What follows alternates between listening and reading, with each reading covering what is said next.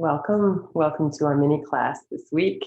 Our theme is around taking steps and moving towards our goals. And I know for me, I often get a little bit overwhelmed when I have a great big goal or project on the go, and I need to really break it down into much smaller steps. And we do this all the time in yoga. When I'm preparing the classes, I'm thinking about what is our goal for the class and how are we going to get there? What are the steps that we're going to take? What do we need to kind of work with the body to get ready for this pose? And the fact of the matter is, it doesn't matter actually if we meet that goal or not. It's the process and the journey that is the magic, where all the good stuff happens. And so today we're going to work with a pose that when I chose this pose, I had the feeling that probably most of my students wouldn't have access to the full pose, wouldn't be able to do the full pose, nor can I at this point in my life. At least I'm not sure, I haven't tried in a while. But the point is that reaching the goal is not necessarily the point, right? Taking a step and doing something. And it can be the smallest bite-sized step. In fact, that's even best if it is. Just take a step and let things unfold. So often when I have, like I said, a big project or something I'm trying to put together, I'll take a step toward that goal, and then things start to open up, and I might realize that the path, that straight line that I thought I was going to take, maybe veers off a little bit, right? And goes a slightly different way. But we don't actually get to choose the path until we're on the path, right? The path opens up when we take the steps to go on the path. So today we're going to take some steps towards a challenging pose. We're not going to do the pose, most likely, especially not in our wee class, in our short class today, but we're going to work towards stretching the muscles that we would need to work with to eventually, maybe, possibly reach that goal. So we're going to start lying down. We'll do some leg stretches lying down, and then we'll go on from there. So you can come onto your mat on your back. So I think most of you are probably familiar with the pose, the splits, right? So one leg is in front of the other and sort of in this position, but with your legs on the ground, just so you kind of have an idea of where we're going. And what we need most of all for that to happen is we need flexibility in the hips and in the legs. So in particular, the front part of the back leg and the back part, the hamstrings of the leg that will be forward. So we'll work on that a little bit lying down, but first we'll come into a little bit of centering and just a landing and arriving here in the practice. You can lie down. Your knees can be bent or straight, whatever you feel is more comfortable for your body. Your hands can rest on your body so you feel the breath. And there's no particular way you should breathe or be, simply making that transition from whatever you were doing before to this time of going inward, of being more mindful, perhaps.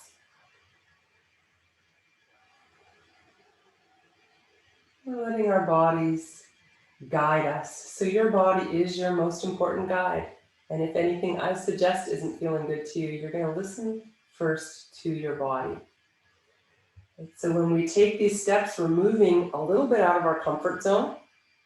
Right? So there's always a way back. You can always go back to a comfortable position, back to your breath. So we dip our toes out of our comfort zone, come back, and find where our edges and where our limits are today. So now let's bring the knees into the chest. Just give a little squeeze in. Notice how that feels on your lower back and your hips. Just taking a bit of inventory and how your body feels as you come into this little ball. And then you can do a bit of movement, moving the knees away from you and towards you. Just starting to add a little bit of movement for the hips.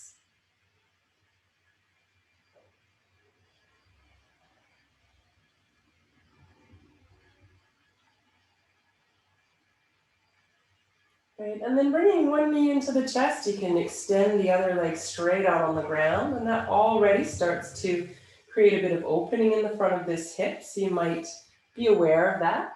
Press down with your heel, put your toes to the ceiling, and feel your thigh engage. And at the same time, either with your hands over or behind your thigh on the other side, you're gently drawing that knee in toward your body.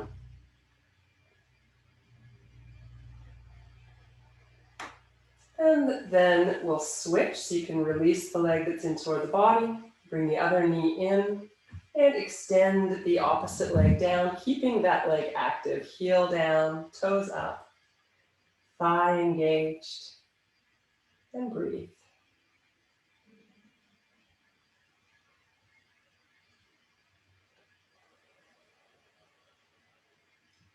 All right, and release. You can bring that foot to the floor, bring the other knee in. You may want to keep the leg bent on the side that we're not working, but you could straighten it out if you want a little more stretch. So now bringing the hands behind the thigh. And you're going to move that leg straighter. You can straighten the arms as the leg comes straighter and then draw it in. So we're working on bringing some stretch into the back of the leg that we're working with here. And you're just going until you feel a stretch. So that might be very bent, it might be completely straight, it might be straight and drawing the knee in. So you're working with your own limits, and it will look quite different on each person doing this pose. Good, you can stay there, either hold on or not as you release the ankle in a few gentle circles. And relax your foot, give the leg a little bit of a shake, and then we'll move to the other side. So knee in. You can do this without holding on too. If it feels, if your leg is tight and it's hard to reach, or it feels like it's straining your shoulders, then just do the movement. You'll still get the stretch without holding the leg. So you can just straighten and bend that leg a few times.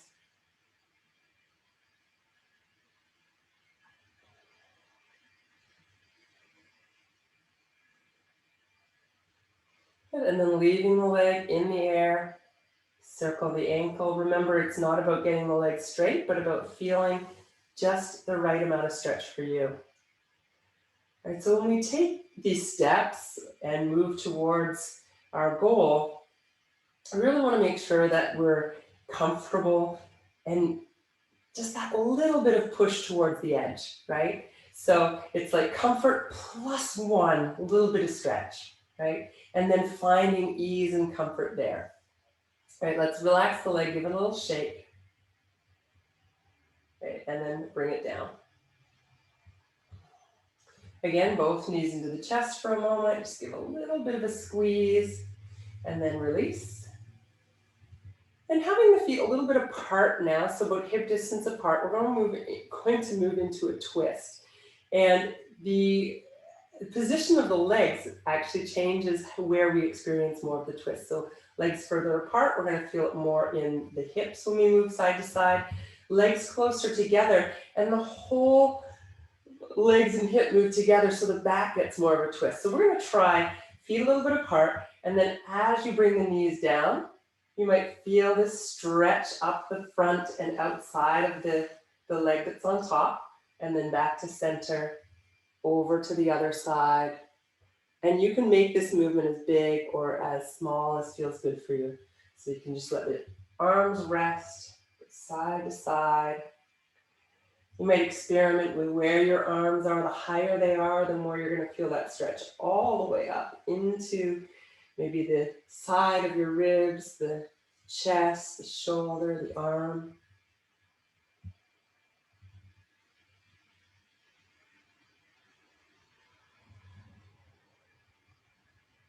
Right, after you've gone side to side a number of times and you're feeling a little looser in the twist, you can come back to center, and once more we'll bring the knees into the chest and move them forward and back a few times to bring the spine and the hips back into a state of feeling aligned again.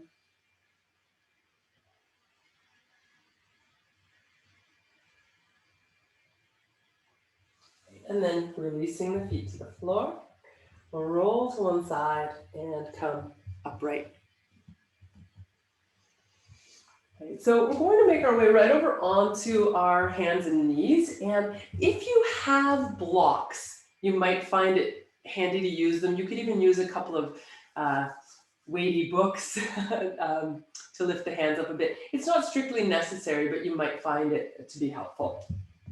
So coming to all fours, we'll do a little release for the spine. So a little cat-cow, we're moving from all fours to child's pose to start to move the spine a little bit more now.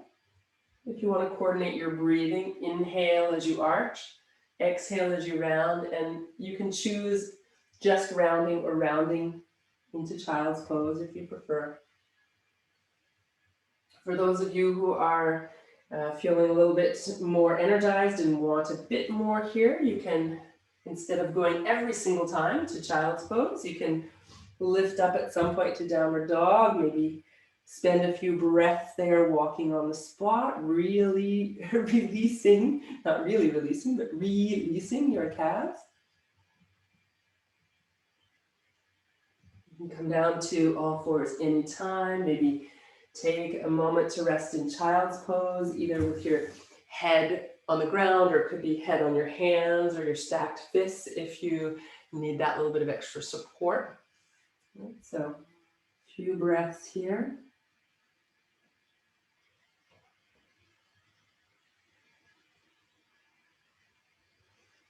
And then coming upright. So start to work with lunge pose. So this can be a little bit challenging, so I really invite you to tune into your body as always. And if it feels like too much for you, it's easy to back off. So just back off whenever you need to. And you can always come back and rest in child's pose if you need a safe place to return to, if you're feeling a little overwhelmed with the pose, or if your body's feeling a little overwhelmed with the pose. So what we're going to do is we're going to, you can be on all fours. This is where blocks can be really, really handy to help grow your arms a few extra inches, and that makes it a lot easier to get one leg forward. But however you want to get there, so you can lift your arms and take one foot forward, or whatever works for you. And then hands come onto your blocks.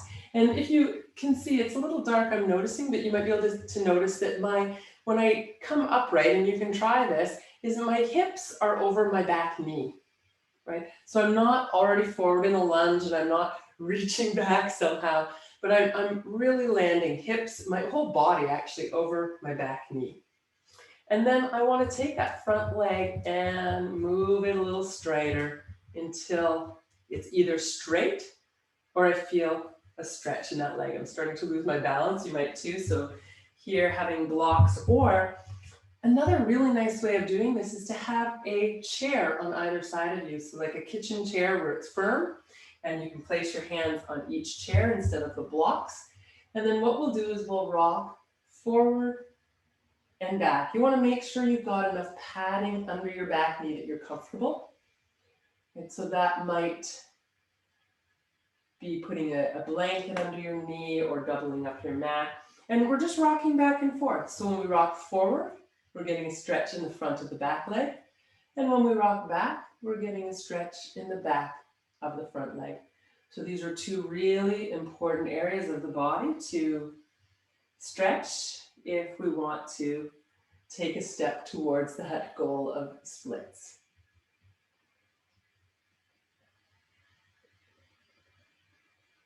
Right, so after going back and forward a few times, you can come back onto the weight, onto the back leg, and bring that knee back.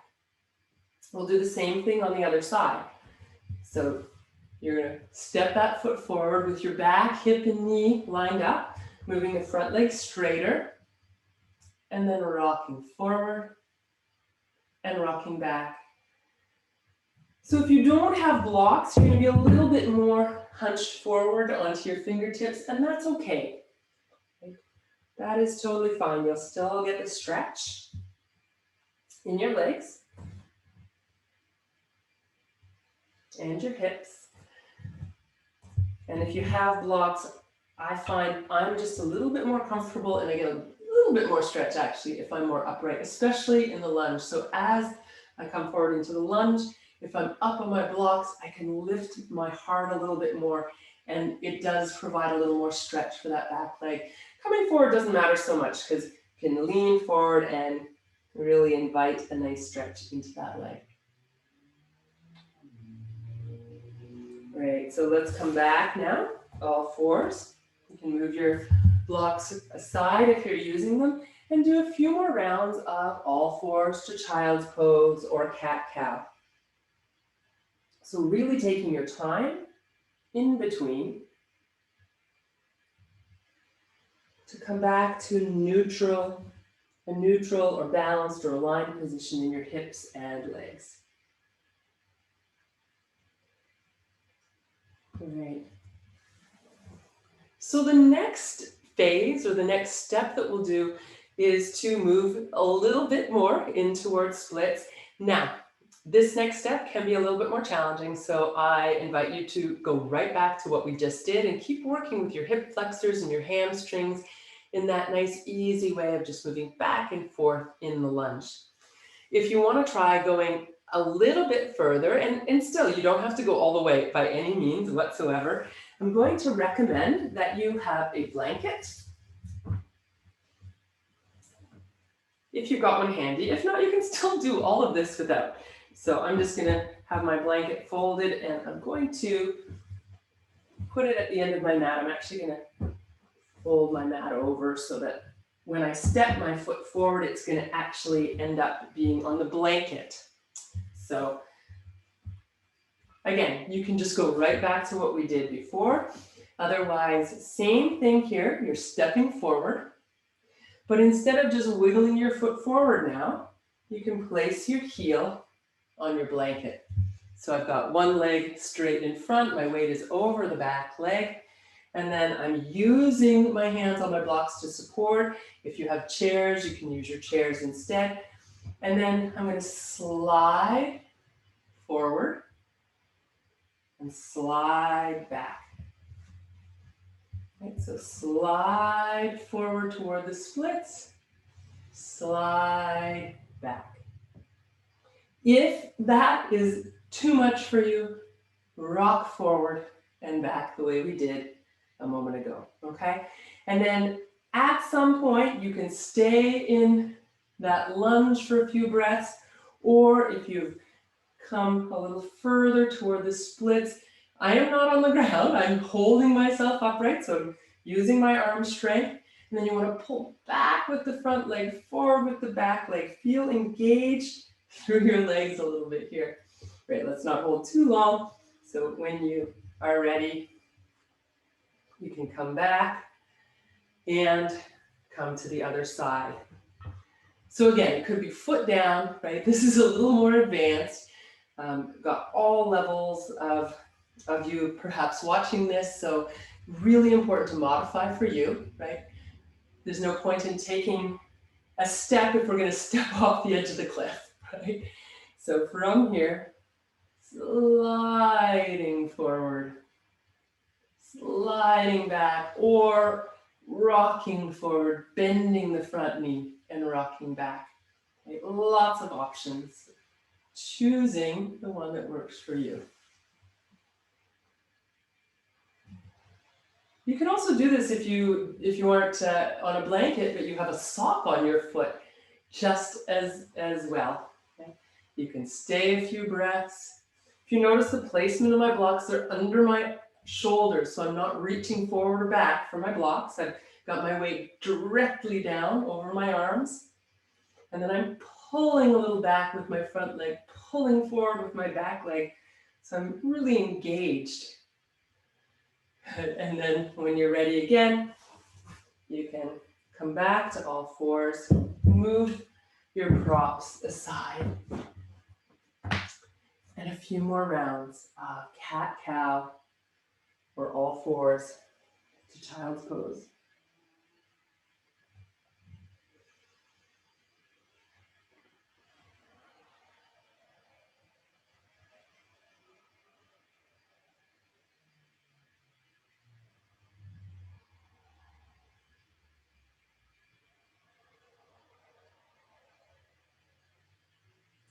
Child's pose is comfortable. You can go ahead and stay there for a few breaths.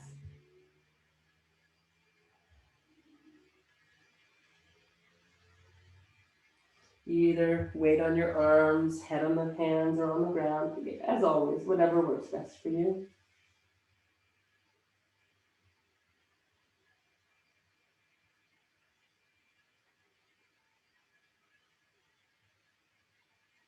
Few more breaths here if you're still comfortable. We're going to come back to sit. So whenever you're ready, you can make your way upright.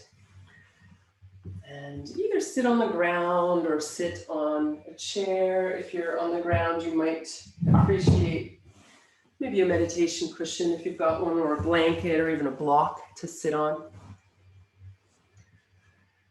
So we just did a pretty quick tour of the splits pose, but really just working to release a bit of movement in the hips, or find a little bit of movement in the hips.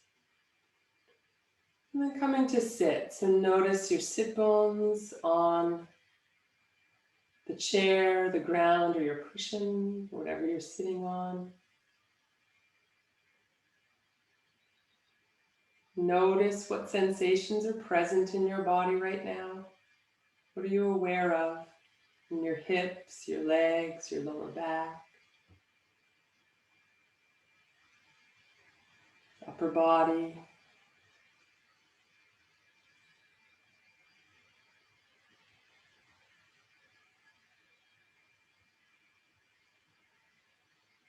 Being aware of any sounds that you can hear right now. So coming back to this moment by tuning into sound.